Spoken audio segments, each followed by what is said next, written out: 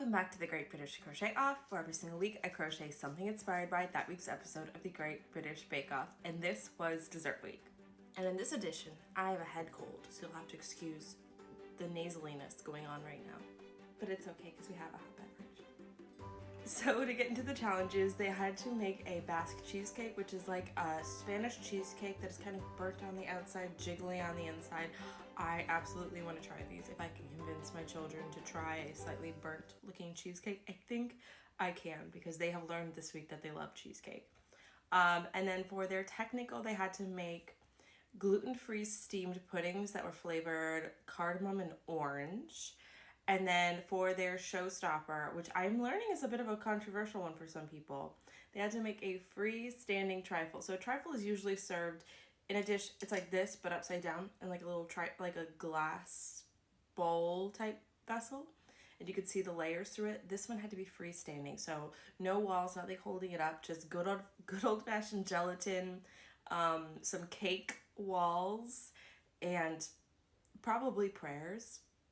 And this week I was inspired by the Baker's freestanding trifles. So I did crochet items based on 4 out of the 5 Baker's things, because Toby's was obviously holiday themed, and I kind of wanted, I have an idea for like a bonus thing to do for Toby's. I haven't gotten to it yet. So these are all representing the other 4 bakers, and I did a little placemat inspired by each of the bakers' freestanding trifles. Now, these are not going to be to everyone's taste. They are very garish, they are very colorful, but they are very fun. So let's go through each one and like how it was inspired by the bake. So this one was inspired by Aaron's. Obviously his was very rosy, it was very floral, it had like pink and flower themes. So I tried to incorporate like very round shapes to kind of like be like petals and things like that, and then I made sure it had a very frilly, like flowery edge. It was almost like if you took this one and did this, like you could have a little carnation. I love the color combinations in this one. They're all my favorite in their own way, but this one is absolutely a beloved one. If you want to know about the stitch combinations I used for these, what I'm going to do is for the Great British Crochet Off technical version this week, where I chat through like all the behind the scenes, I am going to put a list of the stitches and the order in which I did them. I don't have stitch count totals because keeping track of that got crazy, but you will be able to see what stitches I use. So this one is Aaron's. This one is Iain's, and I wish I put a little bit more like a dark blue in it, but I also love the way that the flower came out, and I love the shapes of it, and I love like, I tried to grab some of his like, there was a lot of lines incorporated in his, so I tried to include a lot of things that were lines and less like round soft shapes, if that makes sense. This one is Tom's, and as far as like, I think this is probably the most crowd pleasing one as far as like not being too outlandish and garish, but maybe I'm wrong.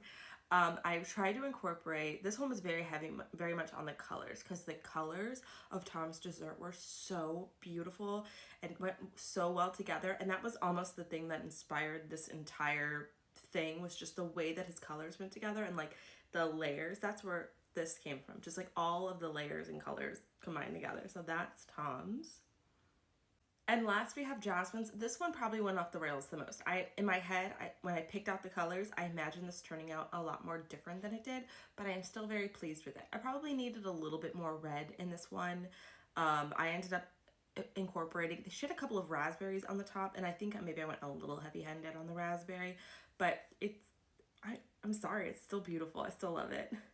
Here they are on my table with some flowers that probably need to be thrown out because they're from like a week and a half ago. But I have a very simple like table set up, so I think these are a much needed pop of color on here, and I can just put plates on them, and also the plates are going to be so like cute, and the little frills will be coming out of the edge of that, so I love that.